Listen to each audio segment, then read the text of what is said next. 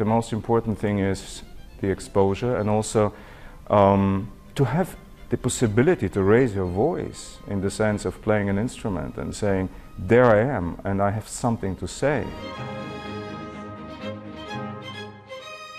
A musical marathon came to a crescendo in Dubai with the grand final of the Classic Violin Olympus international competition.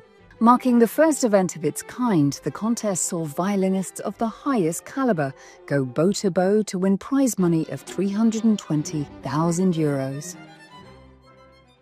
This competition has a bold ambition to revolutionize the world of music contests. Its global outreach was clear from the start, with 6 pre-selection events held at major music capitals around the world. It's also inclusive on the age front, with finalists about to step on this stage ranging from 17 to 48. Amongst the talented 12 who made it through to the final stage were Rufi Ling from China, Mariusz Patira from Poland and Germany, Geige Kazarzian from Armenia,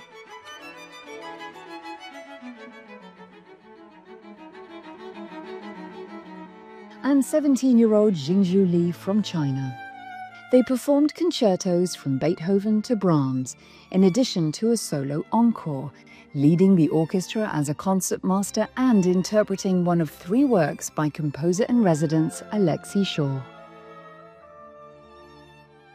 Everybody has their own story to tell through music, and it's really exciting for me to see how they play my music, which is the same music, so differently. Responsibility for choosing the winner fell to 25 judges, made up of esteemed conductors, violinists and directors, with many emphasizing the importance of finalists showcasing versatility when playing both classical masterworks and contemporary pieces like those of Alexei Shaw. Everybody, when he thinks about classical music, okay, that's old stuff. But this is not true. For this reason, it's very important that we don't play only, composers of the 18th or 17th century. Respected Swiss-Bulgarian conductor and competition judge Misha Damov is keen to see reforms in classical music concerts go even further. Why should we not be able to clap after a movement? Why should not be able to stand up and whistle? I think all these kind of things are not modernized. As Damov and his fellow adjudicators scrutinized the techniques and talents of the artists on stage, displays of fun and fearlessness were warmly welcomed. Most importantly is this sort of not being scared, being courageous to put your stamp everywhere. China was strongly represented throughout the competition, and orchestral luminary Dai Lin reflected on the evolving classical music landscape in his homeland. The young generation loved classical music very much. In Beijing or music hall in Shenzhen, Shanghai, everywhere there's the first class orchestra come here to make performance. As Dai and his fellow jurors concluded their deliberations, 42-year-old Armenian Geige Kazarzian proved the worthy winner.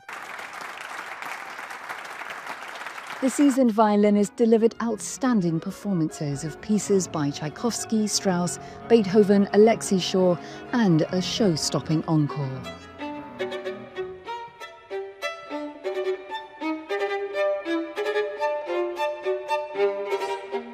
I said, this is the thing I need to choose. It should be something special and quite rare, really something special and interesting also for jury.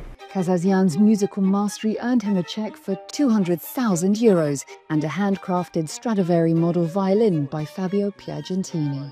The violinist was humbled by his win in the Emirates. I feel responsible, and first of all in front of my colleagues that were sitting there, because I know all of them are really great. First inspired to pick up a violin as a child after hearing Vivaldi's melodic Four Seasons, Kazarzian recommends aspiring competition winners do the same.